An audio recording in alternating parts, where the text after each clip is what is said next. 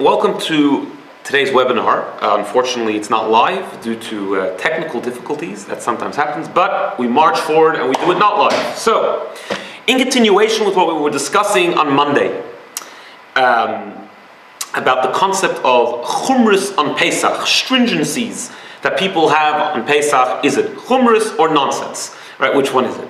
So, we discussed on Monday this concept of Chumros in general, that first of all, that we shouldn't conflate two issues. First of all, we need to know, on the one hand, on the one side of the coin, we need to know that a chumrah is a chumrah and a halacha is a halacha. Obviously, on Pesach, we're not allowed to eat chametz. That's the bottom line. On top of that, many people have extreme stringencies on Pesach, which we'll discuss soon, may be a good thing.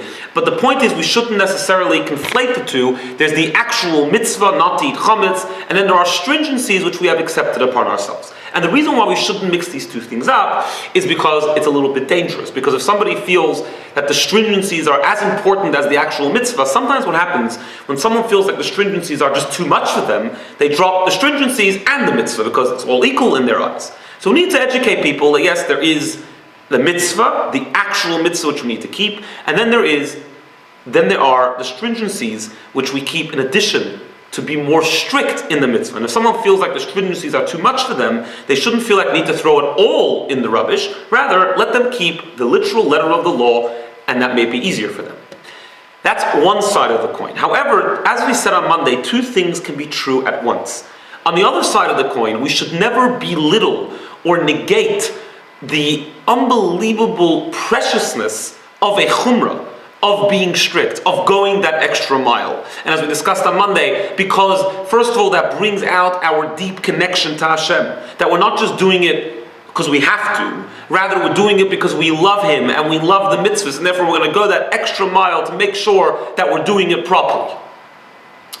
So yes, we need to know the difference between the letter of the law and the stringency, but that doesn't mean that the stringency is not important. That doesn't mean that a growing person, obviously if you're starting off from nothing, start keeping the basic mitzvah and then we'll worry about the stringencies later. But we're on a road, we grow in life, we move up, and we should always consider taking upon ourselves more stringencies, being more strict in this mitzvah as moving up, as going up the ladder, because it is going up.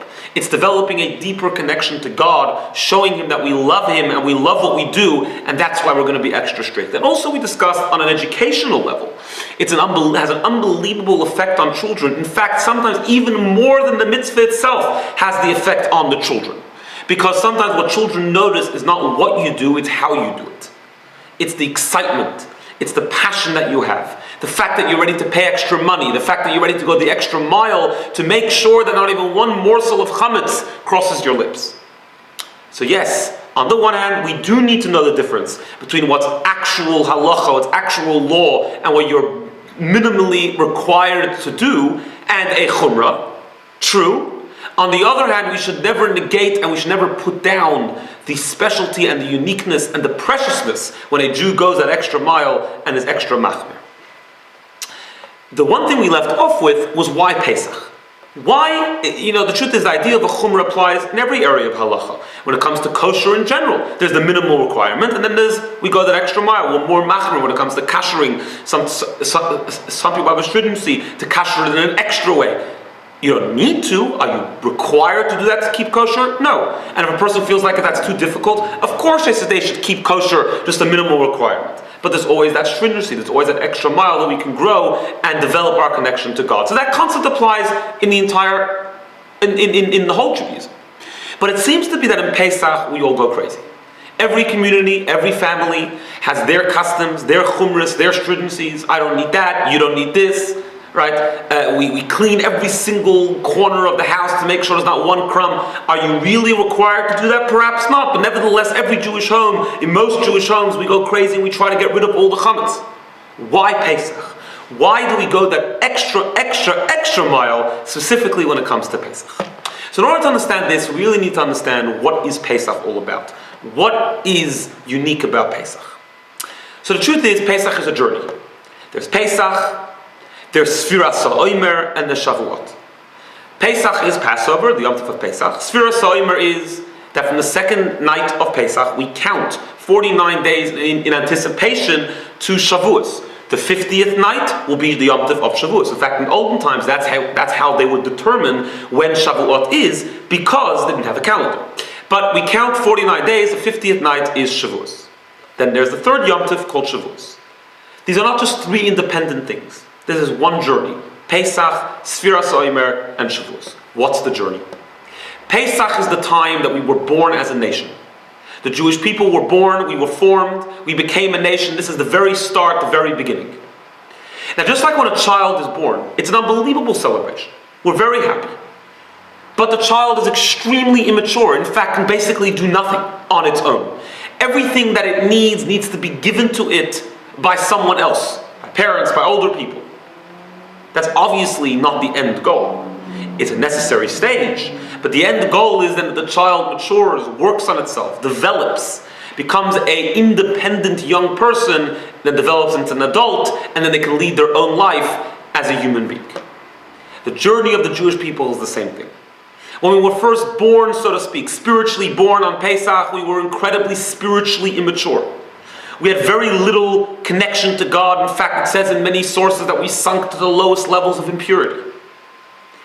So everything that we went through was given to us as a gift. It says that God revealed himself in Egypt. We didn't earn that. We didn't deserve that revelation. We didn't really even know exactly what the revelation was, but it was given to us from above, from our parent, so to speak, from God to the little small child, to the newborn Jewish nation. Then comes Sfiras HaOmer. Sfiras HaOmer is 7 weeks. We know that Kabbalistically we have 7 emotions, Chesed, Gvura, Tiferes, etc. Each emotion includes within it all the other 7. So that's why we have 7 weeks, with 7 days in each week. Each week is another emotion. The concept of Sfiras HaOmer is that now that we're born, now let's mature. Let's work on our emotions. Let's work on ourselves. Let's develop ourselves spiritually. Let's become closer to God, so that when it comes Shavuos, which is the ultimate revelation, when God gives us the Torah on Mount Sinai, the one time in history when God revealed himself, but in essence it happens every single year to a certain degree.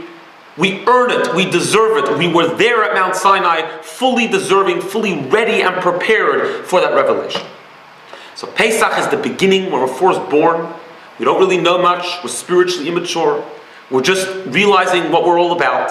Sfiras HaOmer, we work on ourselves. And Shavuos is the ultimate when we're fully deserving and fully prepared and fully spiritually matured, ready to receive the Torah. Now, we all have negative parts to ourselves. The question is how to deal with them. One way to deal with it is to totally negate them, to go to the other extreme. So for example, let's say somebody has an anger management problem. The way to deal with that is initially to totally negate the idea of anger. To have no anger at all. There's no room at all for anger in your life. If somebody is an extremely haughty person, a person very into themselves, into their own ego, the way to deal with that is to go to the other extreme. To be extremely low by yourself, at least for a certain amount of time. Once you've pushed away that issue, you've totally negated it, then you can then reintroduce it and use it for good things. So for example, ego. This doesn't have to be a bad thing. Ego in a selfish way is a terrible thing. But then if you reintroduce ego and use it to be proud that you're doing the right thing, to be determined, to be confident, those things can be good things when you reintroduce them and you channel them in a good way. But initially, whenever you have a bad character trait, the Rambam tells us in Hilchos Deis, in the laws of how to conduct oneself, including he goes through emotional issues, he says there if you have an emotional issue, the way to first deal with it is to go to the other extreme. Then you can go to the middle. But first you have to go to the other extreme. And the same thing applies when it comes to Pesach. The source of all evil is bad ego. The source of all negative character traits. Why do we get angry? Because we're into ourselves. If I wouldn't be into myself, so what do I care what you did to me? Why would I get angry? The reason why we feel jealous is because I'm into myself. The source of all negative emotions is ego. Matzah represents the opposite of ego. We don't let the dough rise up. Matzah represents a lack of ego, subservience, humility. Pesach, when we're first born, when we're so spiritually immature, there is no room at all for any ego. We need to go to the other extreme. We need to get rid of every single last morsel of chametz, every last part of our ego. We need to totally negate, and that's how we go to such an extreme. Because any little bit of ego can be used for bad in that step of our journey. Then when we spiritually mature, I should say, then we can reintroduce ego. In fact, on Shavuos, it was a mitzvah in the temple to bring a sacrifice made of chametz, the shtei halechem, the 2 loaves of bread. What happened? 49 days earlier, chametz was the worst thing in the world. Now suddenly chametz is a mitzvah? Yes.